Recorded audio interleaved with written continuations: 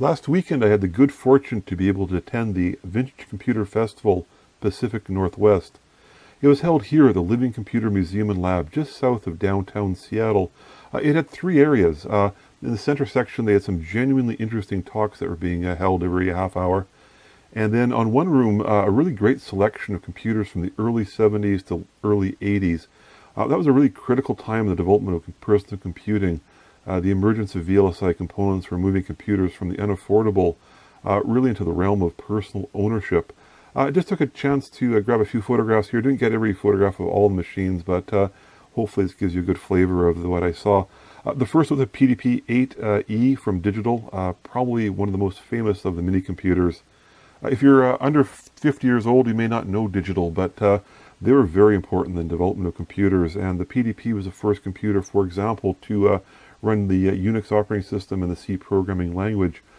This particular one that was on show was running the text-based game Adventure. On the opposite side of the room was a machine that I wasn't quite as familiar with. It's the CSM Bolex computer. A great example of a computer that was ahead of its time, in fact, too ahead of its time, and it never gained significant market share. Really fantastic quality graphics. There was a bunch of demos going. I captured this screenshot here.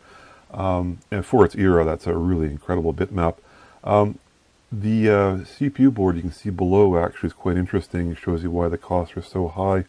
It used a 68000 as a front-end processor, which had the role of booting the main processor, which fit into a number of cards that were slid into this chassis that is about the size of a washing machine. Now, at the same time this company was going, Apple Computer was just about getting ready to do their Macintosh, which built a computer around, of course, just the 68000, and of course far less capable than this machine here, but it had the right price point, and of course history is written from there on in. Had a really great chat with a fellow that was manning this booth. He actually was one of the employees of Symbolic, so he's actually able to tell me all sorts of neat things. I apologize, didn't catch the fellow's name, but one thing you really get a good appreciation for is the number of people who volunteer their time to keep these little machines going and running. It's a non-trivial effort on their part. There was also a lot of good examples of the first generation of personal computers. One fairly rare machine was this Southwest Technical Products 6800. A good example of a fully functional computer that required a lot of skill.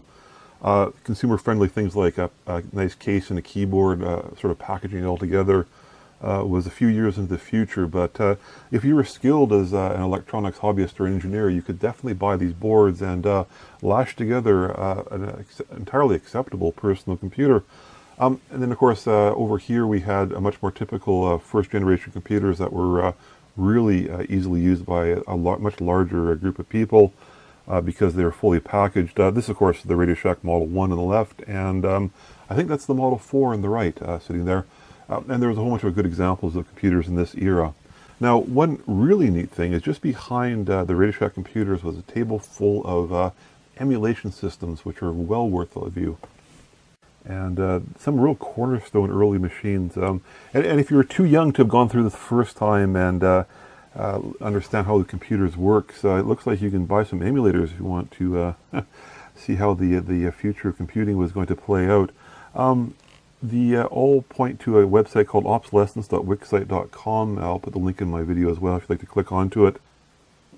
In the third room, there was a chance to buy obsolete computers, quite frankly, and there was just a pile of circuit boards there, and you can see some examples, some photographs of boards I was diving through, and I couldn't resist, and I bought this board here. This is a PDP-1124 main CPU board, and I'll do a separate video on this because it's a really good example of computing boards in that era. So, a truly enjoyable way of spending an afternoon, and I don't know if it's a regular event, or they're going to hold it next year or not, but if it is and you get a chance to go, I think it's a very good way of learning what was happening in computing.